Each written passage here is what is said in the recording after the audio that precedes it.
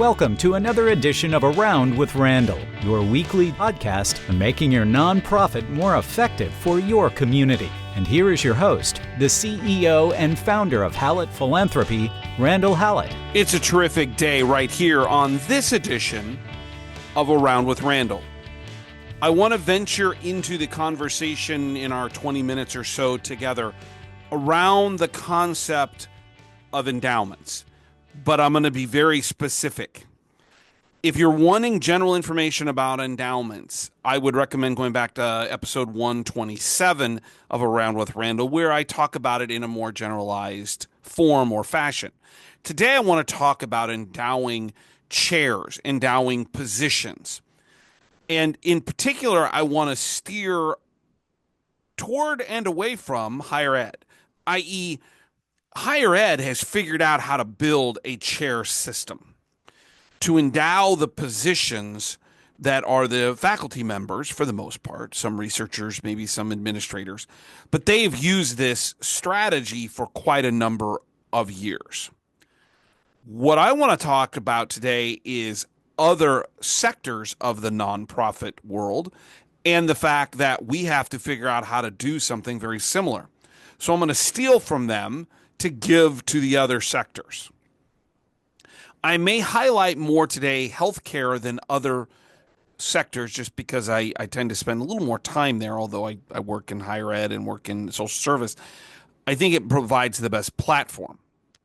Also, I think there's also the most amount of resistance. And so if we can overcome the challenges within the healthcare arena in this area, we can do it so probably much more simply, much more ably in the non-healthcare areas or sectors. So let's start with what we're talking about. What we're talking about is raising endowed funds that help support or maybe in total pay for a particular position. And just as a quick example, if you have, let's say in a university, a chair who teaches, let's say, it doesn't make a difference, chemistry, and then on top of that, they do some research, they might find $5 million as an endowment gift and create a chair. And that's producing, if just basic numbers, $250,000 per year, 5%, that goes against that faculty member's paid compensation, and may also provide additional resources for research, might provide some additional resources for travel, for maybe graduate students, things of that nature. Depends on a lot of different circumstances and what the needs are for that particular faculty member. The family or the individual or the company who gives that money becomes the namesake for that position. Using a bad example of Randall Hallett, if my wife and I were the donors, it would become the Randall and Mary Lynn Hallett Chair of Chemistry at so-and-so university. If the value of the disbursement and on an annual basis, we said $250,000, isn't enough to cover everything, it just offsets it. So if the salary in total was $400,000, that means the university now only has to come up with $150,000 to make that faculty member's compensation and research, the promised agreement, come to bear, because $250,000 would come from philanthropy. Why do I put this into place? Because we're seeing a retrenchment of, I'll call it, services in healthcare, in nonprofit work, in social service, because the expenses are growing. Just one factor, a number of states have increased their minimum wage effective January 1st of this year. One of those states I live in is Nebraska. The minimum wage has gone to $13 and I believe 25 cents, which is a pretty large jump from where it was. It was a statewide vote, so you can argue it's good or bad, but it happened. What does that mean to nonprofits who are paying a lot of hourly employees? The costs of our healthcare have dramatically increased. It's 20% of our GDP across the United States. We're seeing a retrenchment in rural health when it comes to different specialists who are no longer willing to go to smaller communities because they don't have enough patients. They're not making enough money. We could talk about the other types of nonprofits where they're serving a wonderful mission. Think about a client that I have in kind of the Middle Eastern part of the United States, where they literally are into working with kids, chemical, mental, emotional health issues. They do spectacular work, but their costs are going up. And because they are a heavy personnel driven process or engagement with these kids who need this support and these families. This is all to say that there are underlying fixed costs that we have in our nonprofit, mainly around people for the most part. And the challenge becomes, how do we afford them on a regular basis? What universities figured out was their biggest cost is faculty, people, is that if they began to create endowments to help fund those positions, we talked about that chemistry professor being paid X number of dollars, doing some research, maybe having a couple graduate assistants. That has costs. And what the universities figured out is if we can start building funding to offset those fixed costs in totality or in part, that's going to create more flexibility. The challenge is that for, I don't know, maybe 10 or 15 years, I have been yelling and screaming about community-based healthcare endowing chairs or positions. And it's never really caught on. And as our healthcare costs continue to grow, as well as the other sectors of our nonprofit world, this idea needs to gather more strength, more power. And so let's start into really talking about the benefits of why this happens, and we'll get into quickly about the how, and finally we'll talk about some examples. So the first thing is that one of the benefits, as just mentioned, was it brings financial stability. When you are able to have a number of endowed funds, that creates a reservoir. It's not a savings account because if it's endowed, you're not, unless there's an emergency, dipping into it. But it creates a reservoir of annual giving back into the organization. That 2, 3, 4, 5%, if it's on a rolling 3-year average, or however your financial policies indicate, your investment policies. What this does is provide a sense of stability for the CFO. They can count on those funds on a regular basis. That is becoming more important because if we don't have that, and this is where, and I mentioned in my prediction show or episode podcast for 2025, that I continue to see a growth in the number of particularly small colleges that are going to close or merge. It's because they don't have a reservoir. They're so driven, either state or private, by tuition that these small colleges, their costs are going up in terms of tuition, and they can't, students aren't going to pay that. Plus, we have a decreasing number of students, as I mentioned. So those with funds are going to be the ones that substantiate long term. At maybe even like a high school level, so let's get out of higher ed, the idea of scholarship money, same principle, but why not endow positions? I had a call with my mentor, one of the two, who longtime president of Jesuit schools, and we quickly got into the conversation where they're looking at how do we endow positions, faculty members, to ensure that we can provide, because our costs are going up, provide the best possible options when it comes to providing long-term, in their case, education. Financial stability, number one. Number two, it's about talent acquisition and retention. When you put a name on a chair, like the bad example at the beginning of our discussion, the Randall and Mary Lynn Howlett chair, that has distinction. It also creates a stability in terms of funding. Can you pay that position maybe a little bit more? Maybe you go out and get somebody really great in a particular area that you need that service. It also helps you retain because once you have a chair, it feels elevated. You feel special. Well, it's tougher to leave that position. And so universities have used this as a way of elevating, well, they're the Hallett Chair for chemistry. Every time they're introduced, anytime they're on the web, anytime they're doing a lecture, anything, that has elevated status for people. So number two is talent attraction and retention. Number three is it provides a deeper, and we'll talk about this in a few minutes, a deeper philanthropic engagement. You get closer to people because we're talking about bigger dollars in a sense of permanency. I'm going to stop there. We'll come back and cover that in a few minutes about what universities have figured out about how to sell this particular concept. The last is that it gives the organization, from a strategic perspective, a chance to invest in the things that are most important.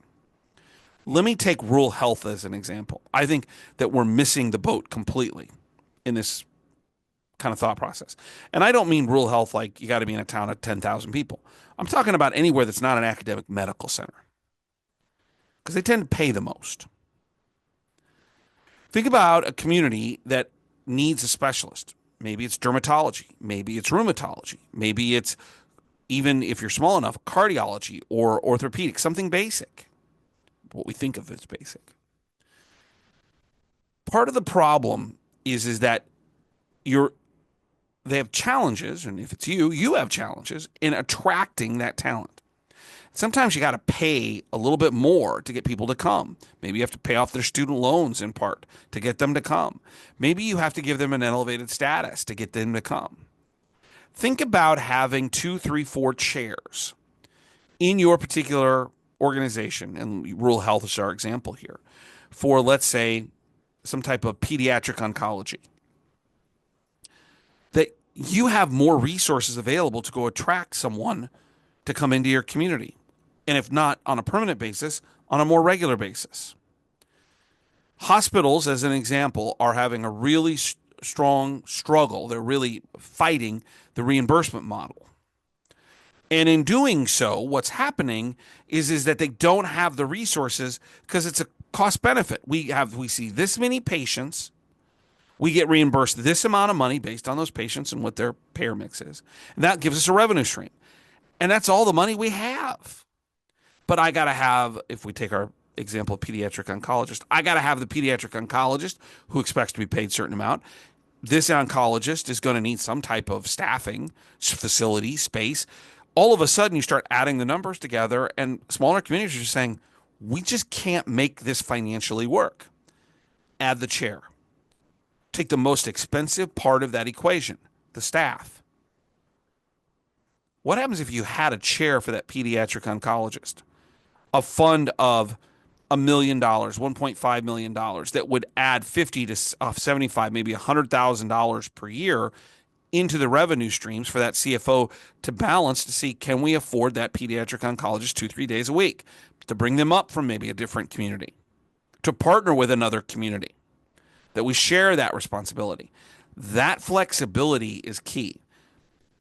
These endowed positions address massive financial challenge, and particularly in the areas where you need it the most, because you can center your attention on it.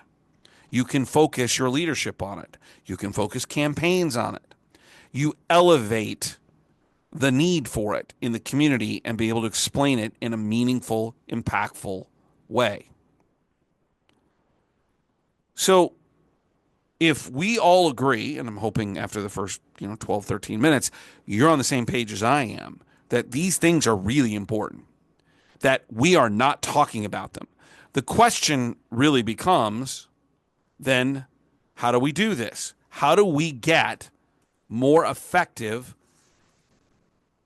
chairing, endowments for our community? Universities have perfected this. So let's take a look at what they do.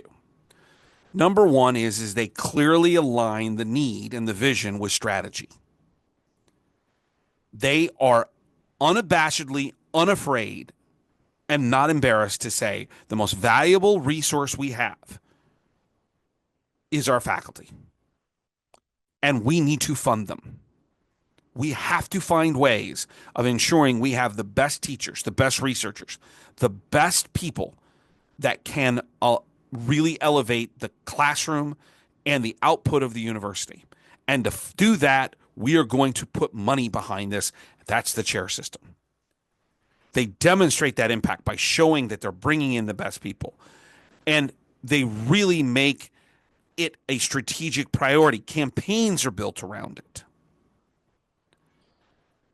I've yet to see a very effective campaign outside of either academic medicine or major higher ed around chairs in the non, the healthcare, the social service. They just don't talk about it. But universities who started this process 30, 40 years ago, formally, started with smaller numbers. One of the fears about the strategic priority or the connection articulating need and vision is like, well, the university's doing $10 million now. We can't do that. I agree with you. But the university didn't start there. They started with professorships and lectureships like at 500,000. They just have grown into it. That's where a lot of other nonprofits should start. So the first thing is that there's a push, a conversation, a connection to strategy about need and vision. Number two is they communicate these needs. They spend resources. There's targeted outreach. Who are our top donors that have resources that could do these kind of things? And it's all about storytelling. Why is this so important? If you have a particular position in your organization that is quintessential, what are the stories that surround that make it viable as to why this should be done? What would it mean if they weren't there? The reason I keep coming back to rural healthcare is that it's easy to understand telling the story about the importance of, let's say, a pediatric oncologist and not having one locally. Now you got a sick kid who didn't ask for any of this, who now has to travel 220 miles to get to a larger community versus what we hope for is 90+% of healthcare being local. That's a story of what it means for this community to have, in this particular example, this specialist. If you're a food bank, it's the key, whoever manages all the volunteer services. I mean, how do you go tell the story about how important that person is in communicating food insecurity or in housing? So I think about like a Habitat for Humanity, how important the construction managers are who keep all of the processes moving forward, all the houses that are being, there's all kinds of stories if you just look for them. Number two, marketing, communication, storytelling. Number three, this goes back to the heart of what I tend to talk about quite a bit and what we probably don't talk about enough. And that is the essential nature of more meaningful, deeper, transformational relationships. To do this, you're going to need larger gifts. A $25,000 endowment, while wonderful, and a generous gift by, let's say, a family, if they were to do that, it's only going to provide $1,250. That's not going to be enough to make a real salaried compensation impact. So you got to be bigger gifts, which means you have to get into longer, more trust-based, more importantly connected relationships with people to tell those stories, the communication we just talked about, to talk about connecting it to strategy and vision in the community, why it's so important. What I find tend too often, and this is why it's tough for some not to get to this level, is if we have all transactional giving, I got to make my goal this year, then all we end up with is a lot of $10, $15, $50,000 gifts, which, by the way, are great. They don't get into the $100, $250, $500 million conversations because we've shortened the process. And there are a number of podcasts that I talk about: stewardship, strategic stewardship, connection. Go back and listen to them because that's where we get to the deeper conversations, the second, third, fourth level gifts. Number four is you have to leverage leadership. Your CEO, your board chair, has to be part of the communication to the community. They're the ones with the credibility. To be candid, philanthropy and the philanthropy department, Foundation Development Office, Advancement Office, whatever you call it, is a subset of the CEO. My book, Vibrant Vulnerability. If the CEO can't articulate what's needed and why it's important, how is the philanthropy office supposed to do anything with the larger donors? If we're talking about the larger dollars, we're talking a limited number of people. It's not everybody. Number one. Number two is that these are people that the CEO should be connected with. Number three is they have to be to articulate these messages because, frankly, those kind of people want to hear from the CEO. That doesn't mean that it's mitigating or diminishing the advancement development foundation office.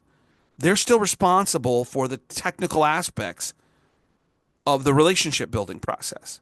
But if our CEO and our board chair and our executive leadership can't get up and say, this is critical to who we are and what we're doing, then it's going to diminish that opportunity.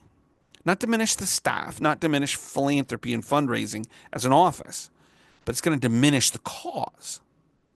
And so we need these institutional leaders to be at the forefront of talking about this, which, by the way, comes back to number one, aligning with strategic need. I have found CEOs are more likely and better at articulating need if it's aligned correctly because they can understand it. So getting the leadership team involved is critical. There's also a thought process around kind of the execution of philanthropy in a philanthropy office. What am I talking about? Number one is, there may be some matching gift opportunities. There's going to be tiers possible. You might have if we use the university model, a lectureship, a professorship, a chair, different levels for different opportunities. You need some structure behind that. I would also argue or articulate the investment policies, gift acceptance policies, but just as important, the stewardship policies. Not only for the people that you're looking to make these gifts, but the people that have given these gifts are quintessential in this process. If you do not have these kind of basic check marks, you're going to put yourself in a position where things may not be at the highest level executable. So making sure the back end is taken care of. The last one is dealing with how you kind of talk about this, what the universities have figured out. Part A of that is success stories. You only need one or two to get it rolling. Once you get one or two, and somebody else's name's on a chair or a position or whatever, wow! All of a sudden, others are like, well, hey, I want to do that. I didn't know that was that big of a deal. So when one or two happen, those first ones, really sell them to the community, talk about them, steward them for everybody. Number two, to get it started, it's about exclusivity. Because most endowment of positions, chairs, professorships, whatever you want to call them, are exclusive, meaning that position holds that name, family name, individual's name, couple's name, company's name, forever. That exclusivity, that personalization is incredible in terms of stewardship if used correctly. The universities figured this out when they started naming the schools. You just don't have in most places a school of law. You have the Hallett School of Law at University X. Same principle. So when we talk about how to do this, it's all about articulating and connecting to the strategy, the need and the vision. It's about marketing, communicating it correctly. It's about building those deeper, more meaningful relationships, second, third, fourth, fifth times gifts. It's about getting your leadership, those influencers, those executives to be at the forefront of the conversation, even though they may not have to ask. And you got to have some back end stuff taken care of to make sure that the technical aspects are aligned correctly. And lastly, it's about that success, the storytelling, the exclusivity that comes for donors. The last thing I want to do here is just for a moment is give you some examples. They're beginning to pop up, but they're not as much as I'd like, but it's worth mentioning. So ironically, here in Omaha, Children's Nebraska, used to be Omaha Children's Hospital, but Children's Nebraska has several endowed chairs in this particular area. They have the Fleming chair for pediatric cardiothoracic surgery. They have the Barbara and Ronald Schaefer endowed chair for pediatric orthopedics. They have a naming. They're naming their facilities or their programming like a university. At Hartford Hospital in Hartford, Connecticut, there's the endowed chair for different program areas that are kind of starting at 1.5 million, endowed clinical chiefs at 2.5 million. University Hospital in Cleveland, Ohio has the Dixon chair for global health.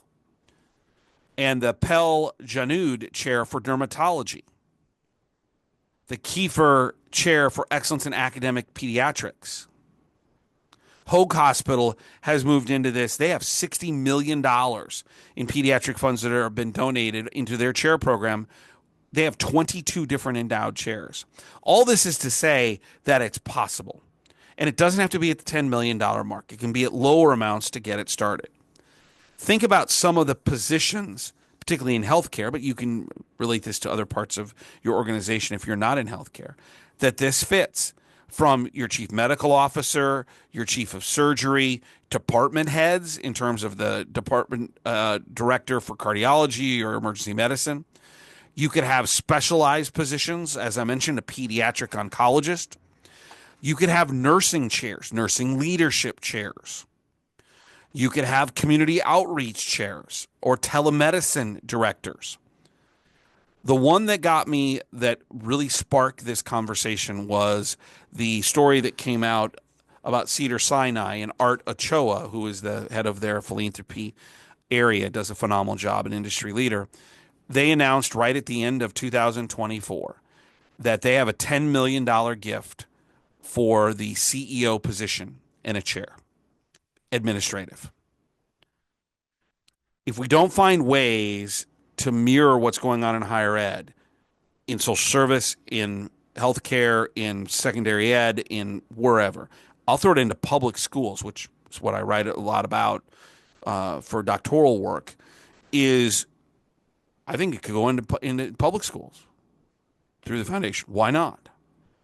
We have to find a way to offset some of these fixed costs, and the university model has provided us a template. The question is, will we accept it? And I'm hoping today this gave you a framework of maybe some things to think about, much more detailed subject, but it's important if we're going to move forward in providing the services we need with the people that we need them from, to take care of and elevate the profession that nonprofits provide through the people that lead us.